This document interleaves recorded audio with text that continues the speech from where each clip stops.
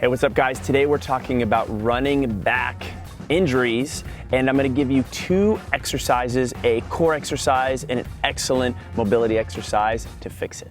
All right guys, so I got my man Carl Paoli in here again from Freestyle Connection, and he is gonna walk us through our first core exercise that's really gonna help that running back injury. And it's really the king of all core exercises. Let's call it the king. King. In gymnastics, they call it a hollow body position, but we can call it the king. I like it more.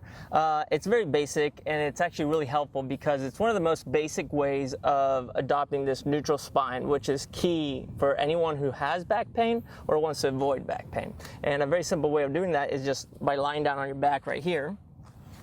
And all we're thinking about when we're lying down on our back is keeping the lower back stable. Thankfully, because you're lying down, your lower back is already stable. You don't have to do anything. The way you can get this thing started is simply by picking your knees and feet off the ground. So just by picking your knees up, you will feel like something is happening, something's turning on around your abs. Something's happening, all right. Something is happening. I'm doing magic on Nate right now. But this right here is the beginning of that shape. Now, if we want to challenge it even more, we can pick up our head, pick up our shoulders, and even lift our arms up and put our arms straight up, just like that. That shape right there, even though we're a little rounded, it's just exaggerating that neutral position in the lower back. So you can go ahead and rest. Now, just that alone gives you a super simple way of gauging tension around the spine, which is something that you do intuitively when you're running. You just may not be paying attention. And this is a great way of kind of isolating that notion of stability around the spine. And if that low back is feeling a little tweaked right now, this is a super safe way to begin some strengthening exercises to help it out. Yeah, and the beauty is you have full control the whole time, and you can do as much or little as you want. You need to go by feel. If it hurts, back off. If it feels good, keep adding to it. And how can we add to this? Well, we can be where we started earlier, which was bent legs, arms up. You can extend your legs straight up. You can start bringing your legs slowly down towards the ground, always trying to keep that lower back in contact with the ground. And then you would stop wherever you feel like, okay, that's enough load for me. That you feel feels something. good. And then you can use the arms behind your ears and make your body longer. And you can play with this until you adopt the most open shape possible. Go ahead and rest, Nate. Whew, that's challenging. That alone. That's always challenging. Every time I do this, it's challenging. I know, it's challenging for everyone, but it's called the king for a reason, right?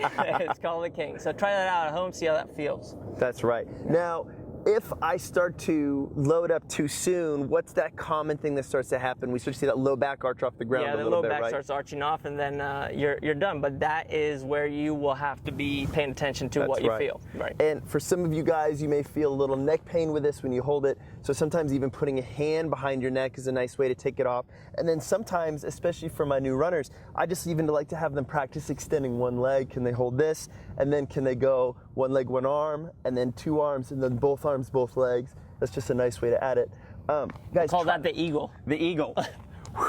Now, for this one, start with, how long should they hold this for? What do you think? You know, sets of 10 seconds is a great start, and then work up to maybe 20, 30, up to a minute even, but I think sets of 10 seconds for maybe 6 sets is a great start. 6 sets of 10, high quality, much better than holding for a minute with the quality not so high. There you go. Perfect. In the next little section, we're going to talk about a nice way to actively open up our hips, which is also going to help that low back pain a lot. Boom. Okay, so the next thing we're going to walk through is a nice little series of dynamic movements designed to open up our hips. And I know the last one was called the king. I don't even know what this one is called. This one, I don't even know what it's called, but it's going to be good.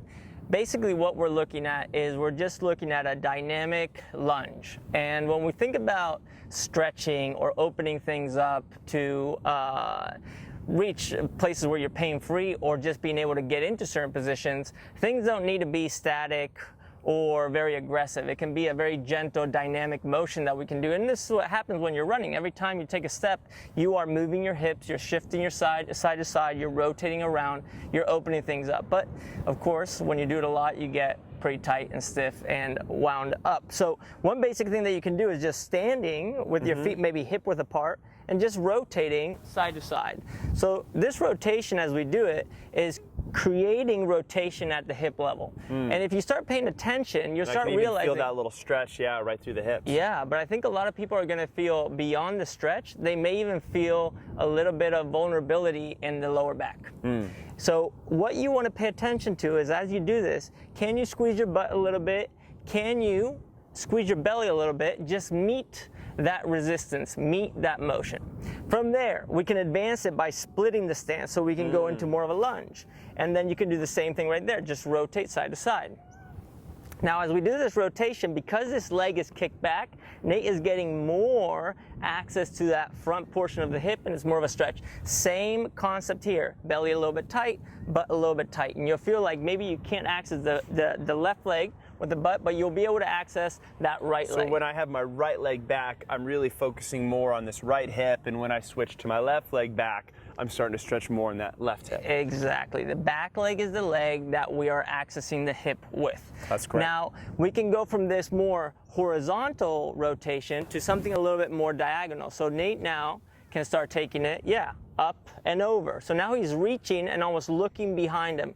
We're just looking for more opening, and we Still can do staying that. tight and engaged Yeah, here. and we can do that on both sides. If you go in the same direction as the leg, you won't feel as much. But imagine if you go in the opposite direction. Now we're getting a big stretch going on right there, and that's that dynamic loading that we want to start accessing. That's really nice. And then with this hand, you were telling me earlier, I can start to reach for certain aspects. What can I hit? Yeah, so you can start with your butt, and then you can go for your hamstring, then you can go for your knee pit, then your calf, then your ankle. The goal here is just to move. Don't think too much, just feel. And this is just a basic way of playing around with some more active warm-up or injury prevention stuff. And like 5 to 10 per side, what do you think? You know, you can go up to 30 per side and then do a couple sets of that, but it's by feel, and it's really just to get moving. And you actually may be surprised of how challenged you are in your balance. It's going to be a challenge. And guys, this is so nice once again for us to open up those hips. We spend so much time in this closed seated position, which is why that back hurts in the first place. This is also, from the performance standpoint, a nice way to dynamically open up those hips, which is really running speed. All right, that is it. If you've watched it this far, that low back injury has gone away. Well, it hasn't gone away immediately, but you know what I mean. We're going in the right direction. Once again, if you like this video, go ahead and let me know. Hit that like button down below. If you have any questions about what we did today, or you have any requests for future videos, hit us up in the comment section. We love to have a little conversation. Lastly, if you want more videos just like this, as well as running tips and other strength workouts, go ahead and subscribe to our channel, The Run Experience. You'll love it. It's a great spot. And lastly, we got a free gift for you all about how to get over those running injuries. We've got a free training. All you need to do is click the video in the screen. If you happen to be on a mobile device, don't worry. There's an identical link down below in the description. Either way, that's going to take you to the same place. Once you're at that place, all you need to do is enter in your email address. Once you're there, we'll be able to personally send you that free training all about injury prevention and preventing injuries before they happen. Once again, guys, thanks for watching. We'll catch you in the next video.